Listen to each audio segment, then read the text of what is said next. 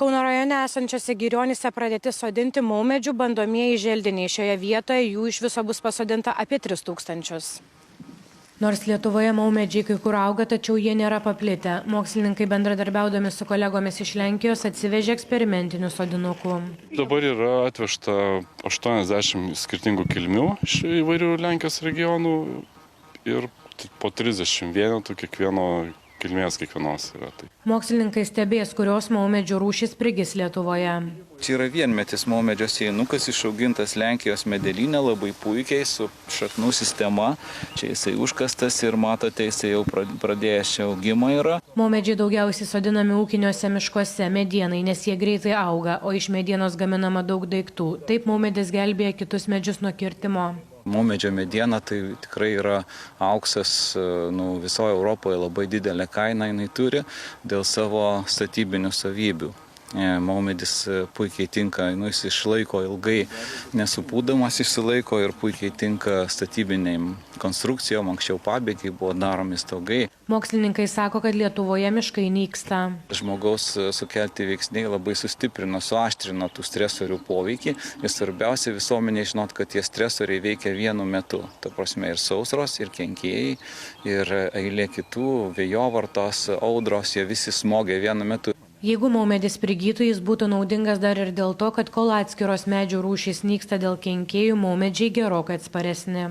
Labai sakinga mediena ir suprantat sakinga, tai reiškia jisai sveikas, atsilaiko nuo kenkėjų labai gerai ir turi tas izoliacinės savybės, bet būdavo sunku senoviniais pjūklais išpjauti. Ši vieta, kur sodinami bandomieji maumedžiai, Eglyno kapinaitės. Čia buvęs vešlus eglynas išnyko. Šita vieta ypatinga tuo, kad čia buvo pirmoji Lietuvos eglės plantacija pasodinta.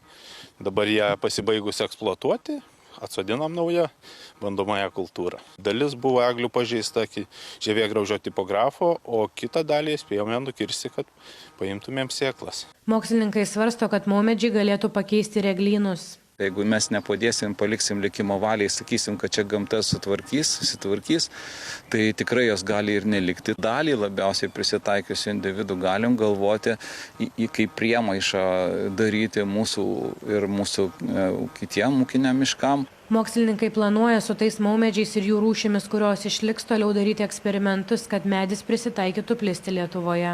Atsirinktumėm geriausius, pavyzdžiui, 100, sudarytumėm selekcinę programą ir pradėtumėm jau eiti toliau 100 labiausiai prisitaikiusių ir toliau darytumėm jų selekcinius darbus, kryžminimus, gal ir molekulinę selekciją, kad būtų kuo daugiau medienos, kuo greičiau augtų. Nors įprastai per metus Dubravos medelynas išaugina apie 5 milijonus sodmenų, šie metai išskirtinai rekordiniai. Sparčiai mažėjant medžių šiemet keliami itin dideli tikslai.